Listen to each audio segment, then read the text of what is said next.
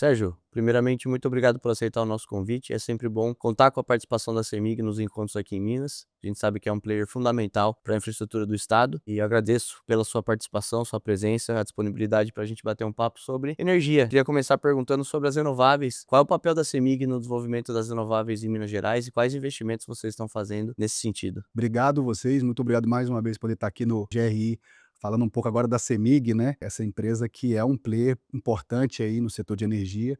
Eu digo que a história do setor energético no Brasil, ele passa pela CEMIG, né, e quando você fala de energia renovável, que a gente está falando de futuro, a CEMIG, claro, está inserida nesse contexto. Hoje a gente vem sendo o estado que mais investe em energia solar. Hoje a gente está próximo a chegar a 5 gigas aí de geração de energia solar. Temos investimento em eólica no Nordeste, né, algumas usinas eólicas que a gente acabou investindo e comprando energia dessas usinas. E a gente sempre diz que a matriz energética de Minas Gerais sempre foi limpa. Nós tivemos dentro da nossa história uma termoelétrica, né, que ela foi desativada em 2019, isso é importante dizer, ela não foi vendida, né, ou seja, ela não existe mais. Hoje nossa matriz ela é basicamente hidráulica e solar, e a gente vem aí incentivando investimentos em energia solar e em energia hidráulica, né. A gente está fazendo algumas manutenções e investimentos nesse segmento, mas o nosso principal foco hoje é a distribuição, né, para poder fazer frente a essa expansão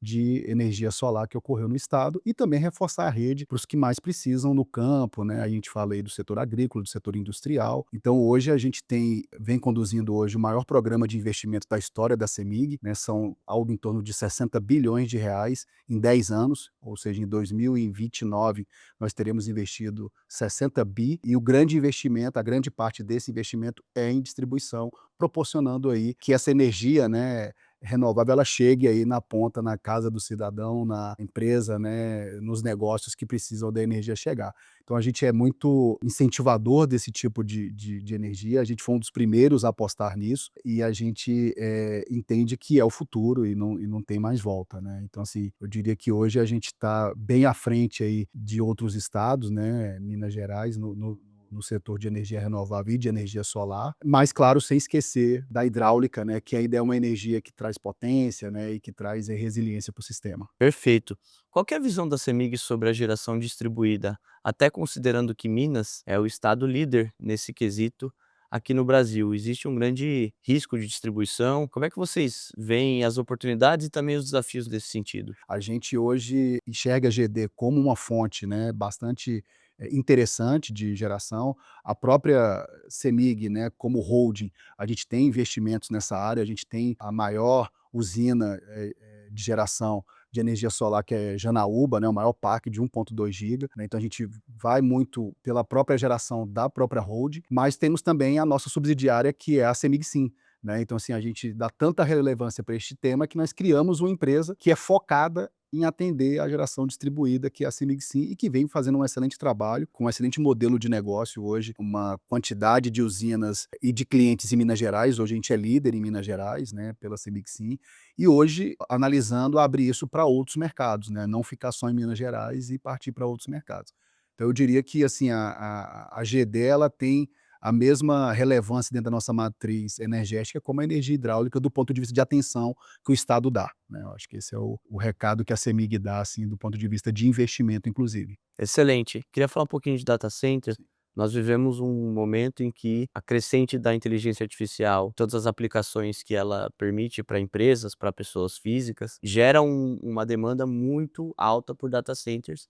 E o Brasil, pelo que a gente escuta até fora do país, a gente fez um fórum em Nova York esse ano, e o Brasil é apontado como um dos países que podem estar na vanguarda devido à sua capacidade energética justamente. Como a CEMIG está se preparando para atender a esse perfil de cliente? É algo que vocês têm como objetivo e para atrair empresas para Minas Gerais e quem sabe tornar Minas um polo, um hub de data centers dentro do Brasil. Como eu disse, a gente se preparou para esse momento. Então, esses investimentos que estão sendo feitos em distribuição, em aumento da rede, em aumento de subestações, né, a gente vai chegar em 2029 com mais 200 subestações. A história inteira da CEMIG ela tinha construído 400 subestações, ou seja, um aumento de 50%, né, na quantidade de subestações. Isso quer dizer mais resiliência para o sistema, isso quer dizer infraestrutura para poder ter um data center instalado em Minas Gerais. Então a gente está pronto, está preparado, foram identificados alguns pontos já de onde poderiam ser conectados a esses data centers. Isso tem um trabalho em conjunto com o governo do estado, né, com a Invest Minas, né, que vem trazendo esses possíveis interessados, em conjunto com a CEMIG, a gente trazendo para eles a confiança e a confiabilidade do sistema que eles têm que ter para poder instalar e fazer um investimento deste montante. Então eu diria que a gente está pronto, convido a todos a conhecerem aqui em Minas Gerais o que a gente vem fazendo pela CEMIG e aos investidores internacionais a nos buscarem e trazerem seus equipamentos para Minas Gerais. Eu acho que a gente está preparado para isso. Falar um pouquinho da CEMIG como uma empresa de economia mista, o governo estadual, Romeu Zema, o Matheus Simões, que inclusive estará aqui hoje, eles têm um perfil muito colaborativo com a iniciativa privada. Mas o fato da CEMIG ter uma participação acionária relevante do Estado, muitas vezes gera alguma insegurança e incerteza no investidor privado quando mudar a administração. Uhum. E existe uma conversa já, né, há algum tempo sobre a privatização da companhia. Isso de alguma forma impacta o planejamento de longo prazo? Como é que vocês veem essa situação? Do ponto de vista do planejamento da empresa, isso não impacta, que a gente já vem conduzindo a empresa de uma forma bem profissional, né, e de uma forma que tanto a empresa como o setor e a sociedade demandam, né. Eu acho que esse tema é um tema que o governo vem conduzindo, nosso acionista majoritário, e aí o nosso governador Zema e o nosso vice-governador Matheus Simões vem conduzindo esse processo, né, buscando o melhor para a sociedade, e a gente acompanha como executivos da empresa, mas do ponto de vista da porta para dentro da empresa, isso não interfere. A gente vem conduzindo conforme a orientação do acionista majoritário, que foi focar em Minas Gerais. Eu acho que é importante dizer isso. Acho que talvez a maior diretriz que foi dada pelo governo foi: foca no estado de Minas Gerais.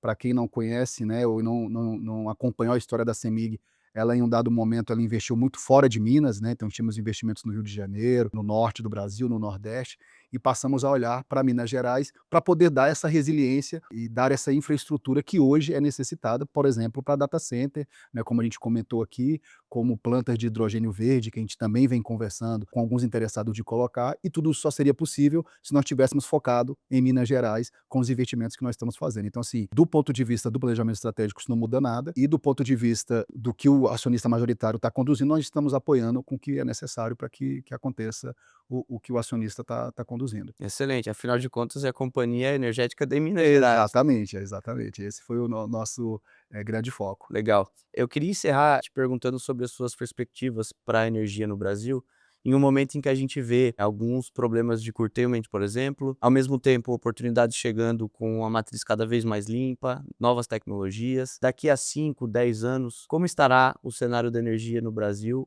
com base no que você conhece e vê hoje? Não, perfeito. Eu acho que primeiro você me dá a oportunidade de falar da abertura do mercado, né. A gente está passando por um momento único no Brasil, que é a gente levar para o consumidor o direito dele escolher qual operadora ou qual distribuidora ou qual energia que ele vai adquirir, como foi feito no sistema no setor de telecom, por exemplo. A gente teve uma primeira abertura de mercado que foi para grandes empresas e para o varejo, onde a CEMIG também é líder, né, nos 2 segmentos. A gente apostou muito nesse segmento. A vice-presidência da qual hoje eu sou vice-presidente é de comercialização, a gente, né, leva essa agenda. Então hoje a gente vai ser a primeira empresa a chegar a 10.000 consumidores no Mercado Livre, né, a gente deve atingir esse número esse ano, e aí a gente está falando em aumento de poder de compra do empresário, né, em trazer a energia, né, de forma segura e com qualidade para o usuário, e que ele tenha esse poder de escolher qual a empresa que ele vai levar para dentro da sua casa.